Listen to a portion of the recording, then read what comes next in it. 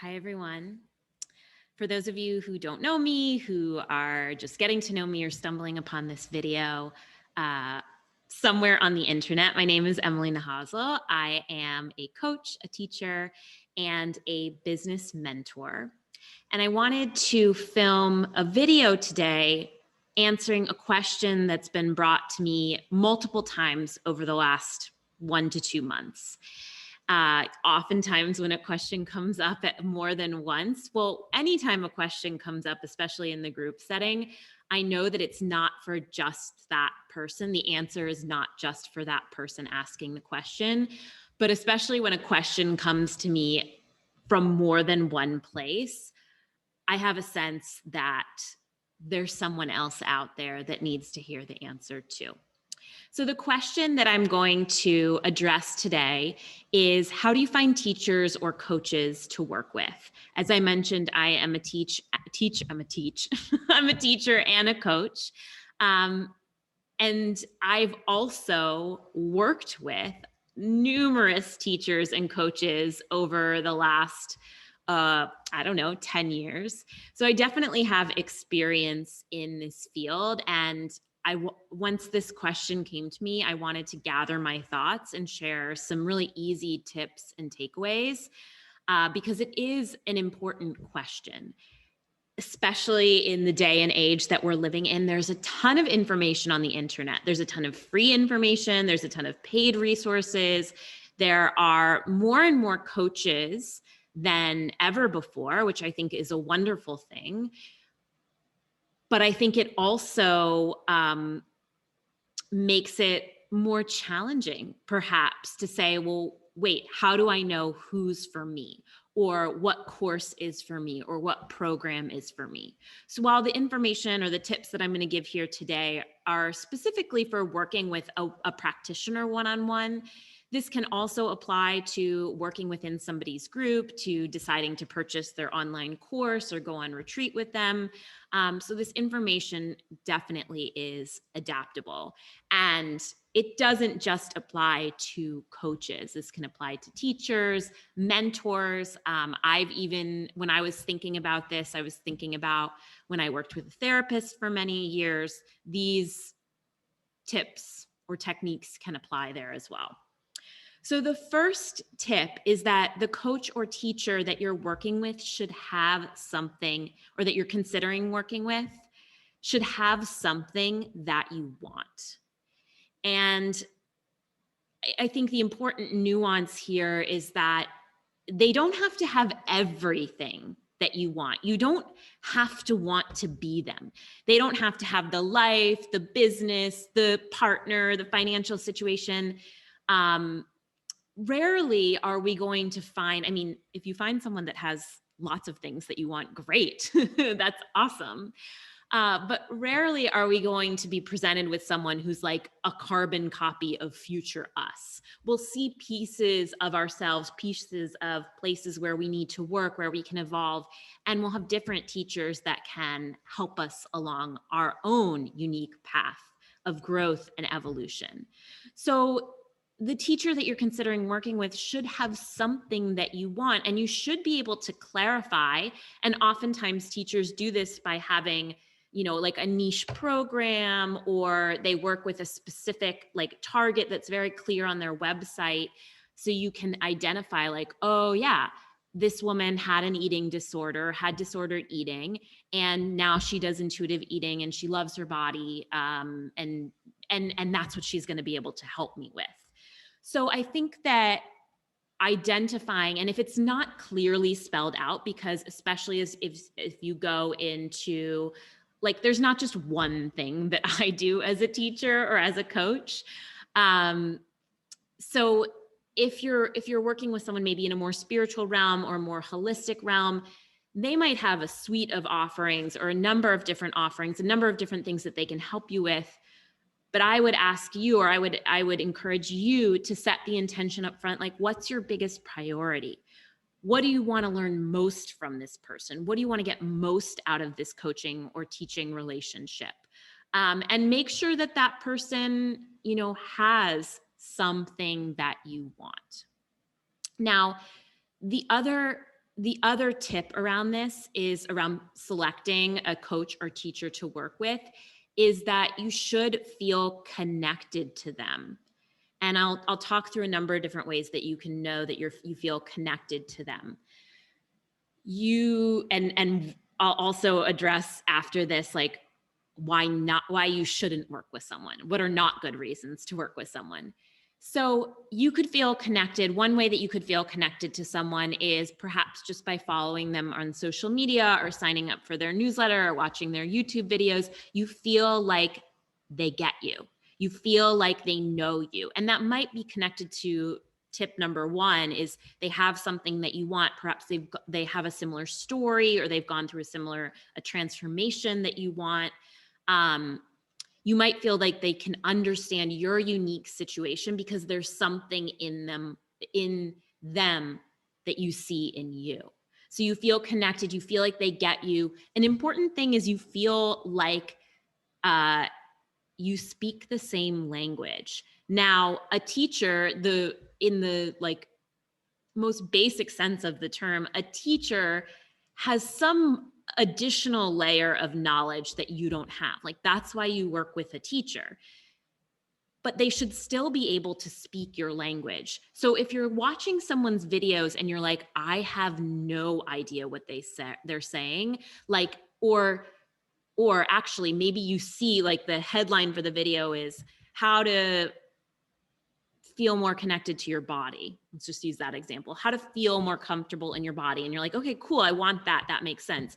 But when the teacher starts talking, it doesn't feel, the information that he or she or they are sharing doesn't feel like it's landing with you. That might be a sign that they're not the person for you, or not the person for you right now.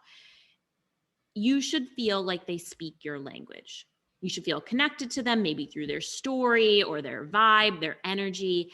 And this might also be because I'm a generator in human design. So my friends that are other human design types, if you've felt really aligned with your teacher selections and you have a different way of explaining this, please let me know. But I also, when I have worked with someone in the past, or when I'm working with a new teacher, leading up to saying yes to that, I feel drawn to them. I feel like, you can see me like leaning into the screen. Like, I feel like I just want to be around their energy. I want to learn from them. And this, again, is something that might be unique to generators and manifesting generators, but I also think that we all have our own flavor of that. You definitely don't want to feel like you're like scared or like resistant, or that you're like leaning back in your seat, like you don't feel like you could be yourself around them. Of course, there's always nuance to situations. These are not hard and fast rules. It's up to you as a human on this planet to explore your own resistance to growth, your own resistance to working with someone.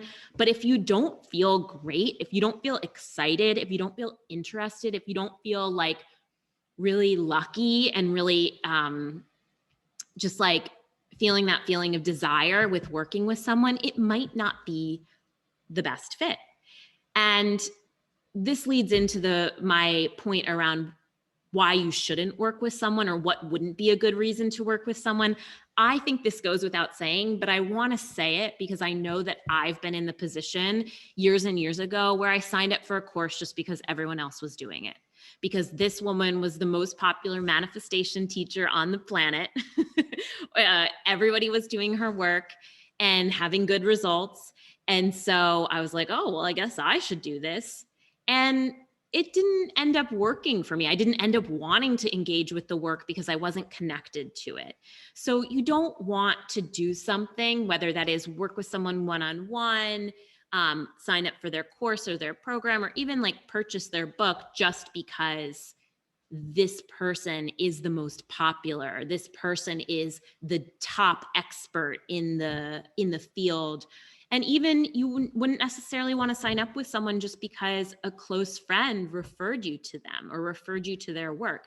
Referrals are great. Don't get me wrong. If someone says, hey, I think you might be like a good fit for Emily's work, go check me out. Maybe that's why you're here.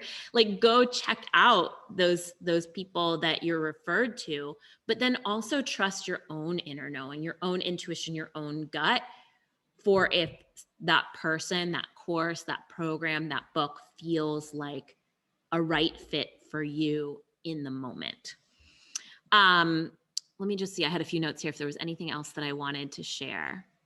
Oh, the last thing that I wanted to share, let me touch on resistance for a moment. Anytime that you're going to make a big shift, if there's been a challenge in your life, maybe it is your relationship with food, perhaps it is like not trusting yourself, not being connected to your intuition. If there is something that's been your like mode of operating for so long, it might feel uncomfortable to take the next step. So it won't necessarily feel like, oh, yes, I'm so excited to let go of my obsessive eating and exercise habits. Like some level of you will probably know that it's time.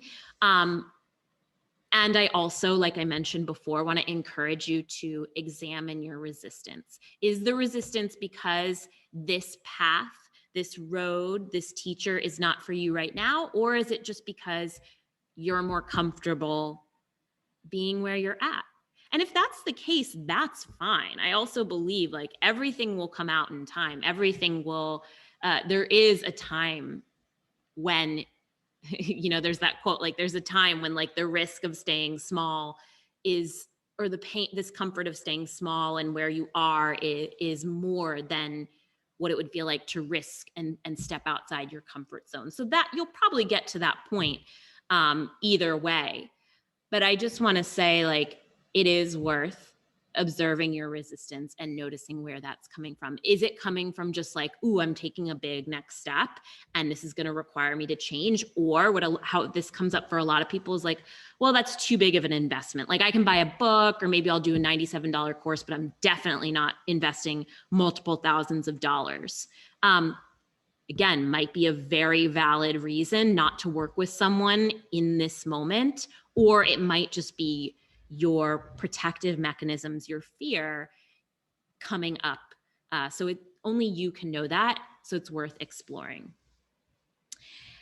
And then finally, the last thing that I wanted to share here is if you do find a teacher or a coach or a modality that you're feeling really excited about, you're feeling really connected to, I wouldn't be so concerned with what the package looks like. This is not to say you should go into private yoga session expecting the teacher to walk you through your money blocks. But if you are feeling called to work with someone and you are feeling so connected, so excited, so drawn to them, and really like it is your next right step, trust that. Trust that. Perhaps that means you do a single session or you do one class or you do maybe one of the online courses that's a lower investment option so you can get your feet wet first. But there's a reason that you are drawn to this person or drawn to this work. And there's also the saying, when the student is ready, the teacher will appear. And I also believe that whereas sometimes we know what we need help with, we can't always expect what we're going to get out of, especially like a deep coaching or a spiritual teacher type relationship.